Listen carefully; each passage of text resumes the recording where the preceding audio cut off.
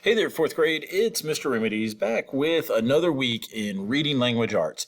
This week, we're diving back in just to some absolutely classic pieces of literature.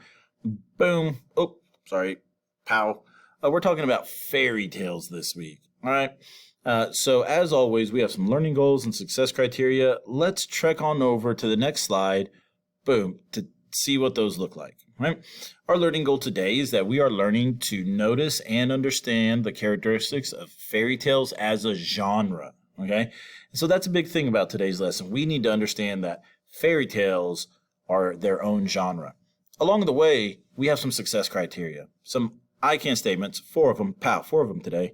I can recognize similarities between fairy tale stories. I can identify 3 characteristics of all fairy tales. I can identify at least 3 characteristics that often appear in fairy tales, and I can use characteristics to define fairy tale as a genre. All right, now that we have that out of the way, let's look at some examples. So we have read actually quite a few fairy tales, especially here during the second semester. We read The Dragon Prince, we read Rumpelstiltskin, we also did Beauty and the Beast, not the dancing Disney version, but more of the classic literature. We did The Rough-Faced Girl. We did The Persian Cinderella. Right? So throughout all of these books, what did you notice? Did you notice any characteristics, anything that all of these books had in common? Right? Whether that be Beauty and the Beast or The Rough-Faced Girl, you can say that fairy tales always come from different cultures, right? You can tell at the very least by the cover of the books that The Dragon Prince takes place in Far East Asia, while The Rough-Faced Girl, that includes an illustration of a Native American, and heck, even the word the Persian Cinderella, well, that's from Persia, which is different than both of them. So fairy tales always come from different cultures. They always have the same type of character or characters, and those characters and events can't exist in real life. And why they can't exist in real life is because fairy tales always contain some magic or supernatural element to them. And it doesn't matter what type of fairy tale you read, what the name of the fairy tale, right? They're going to include these characteristics. They're going to include these traits, okay? But what else are we noticing? Are we noticing that some of these elements, some of these stories have characteristics while others don't? Let's look at what fairy tales often have. Often, not quite the same as always. Right?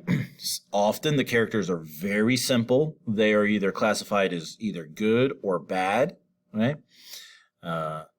They are often a good versus evil story plot where good wins over evil. They include the idea that goodness is rewarded and evil is punished. They often include or involve romance and adventure, which is kind of cool, and they're fun stories.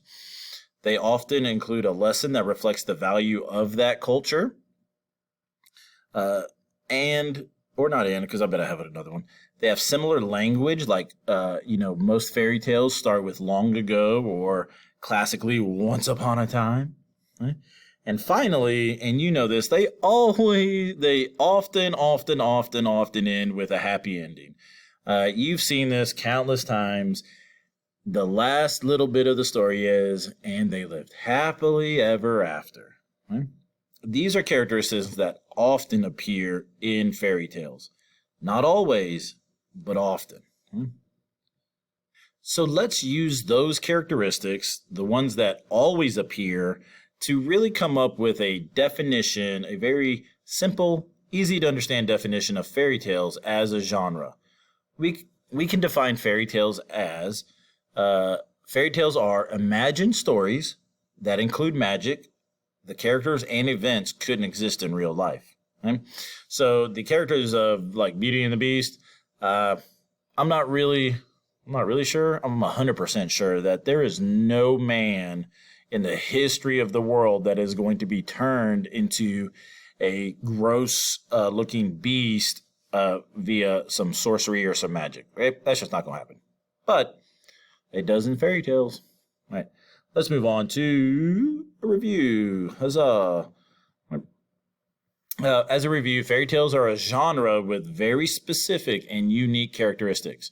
We defined a fairy tale as an imagined story that includes magic and characters that could not exist in the real world.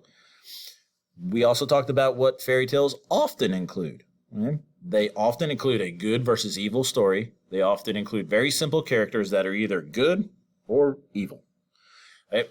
We also talked about how fairy tales often include a reward for the goodness and a punishment for evilness. And they often include, and they all lived happily ever after. All right. As always, I've been Mr. Remedies. That's our lesson for today. You guys crushed it today. You're my fantastic fourth graders all across Clockworks Cove. Never forget that, and we will see you down the line.